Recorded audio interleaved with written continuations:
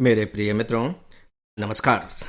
Friends, हम लोग जिस प्रेमी और प्रेमिका के द्वारा किए गए प्रेम और अंततः विवाह न हो पाने के दर्द के लिए दोषी कौन है, इसकी तलाश कर रहे थे। और यूं कह लीजिए कि तलाश के दौरान बहुत सारी ज़िरा हमारे सामने हुई हैं, बहुत सी बातें की गई हैं और आज उसका अंतिम दिन है। मतलब आज अब हमें ये फैसला करना है, तो फिर दोषी है कौन।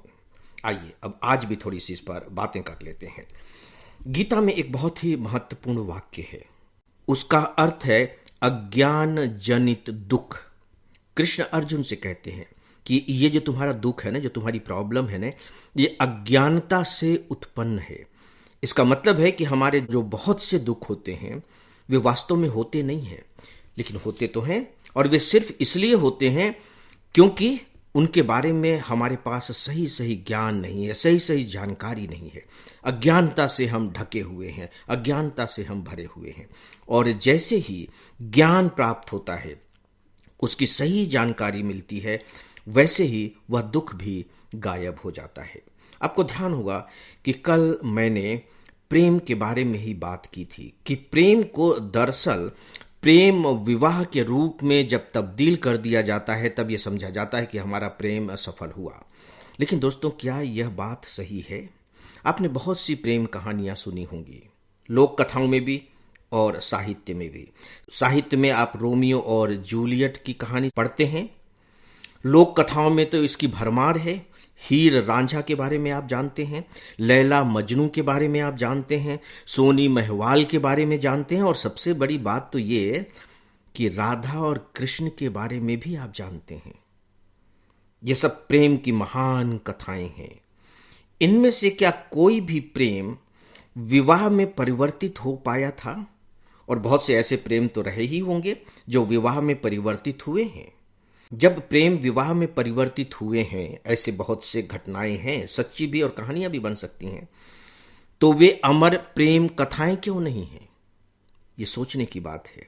इसका मतलब है कि वही प्रेम जीवित रह सकता है, वही प्रेम बना रह सकता है जो खुला होगा, जो विवाह में तब्दील नहीं होगा।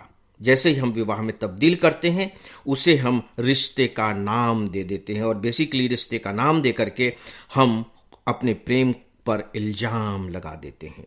तो दोस्तों, अब सवाल ये उठता है कि ये जो प्रेमी और प्रेमिका हैं, जिनके दोषी की हम तलाश कर रहे हैं, वे विवाह न हो पाने से दुखित हैं। तो वे ऐसा क्यों समझ रहे हैं? उन्होंने प्रेम की सफलता को प्रेम विवाह की सफलता क्यों मान लिया है? इसके लिए कौन दोषी है?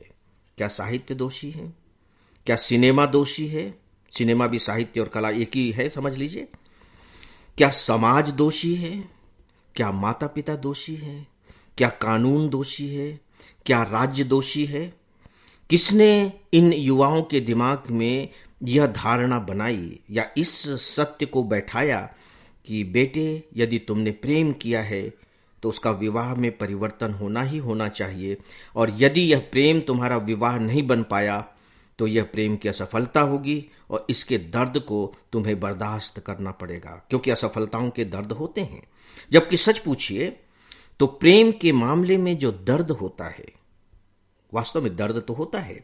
तभी तो मीराबाई ने सीधे सीधे कहा कि जो मैं यह जानती प्रेम करे दुख होए, नगर ढिंढोरा पीटती प्रेम न करियो कोय।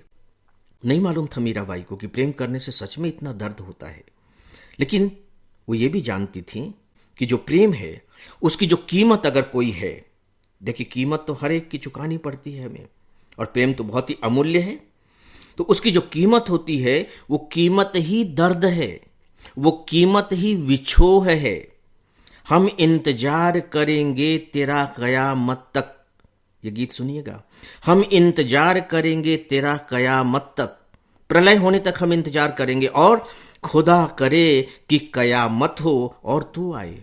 और ईश्वर से प्रार्थना क्या की जा रही कि जब तू आए तो ऐसे समय पर आए कि बस जब प्रलय होने ही वाली हो, तू आए और प्रलय हो जाए।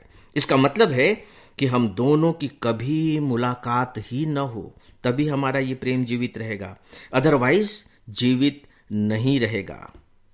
एक और शेर है दोस्तों किया था मिलने का वादा मगर वो 5वें दिन का। बहुत ही खूबसूरत शेर है। किया था मिलने का वादा मगर वो 5वें दिन का, किसी से सुन लिया होगा कि दुनिया 4 दिन की है। 5वें दिन तो दुनिया रहेगी ही नहीं, और उसने कहा था कि हम 5वें दिन मिलेंगे। यानी कि प्रेम और प्रेमिका के जो वायदे हैं वास्तव में वो ऐसे ही हैं कि हमें कभी नहीं मिलना है। दोस्तों, ये प्रेम का सत्य है।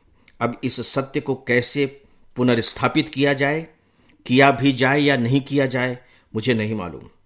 मैंने जिरह करके सारी बातें आपके सामने रख दी हैं, ढेर सारे गवाह पेश कर दिए हैं। दोस्तों, मैं अब दोषी की घोषणा नहीं करने जा रहा हूं और न मैं करूंगा। मैं यह आप पर छोड़ता हूं कि आप बताएं कि ऐसी स्थितियों में अंततः दोषी है तो कौन है। अब इस विषय को यहीं समाप्त करते हैं। नमस्कार।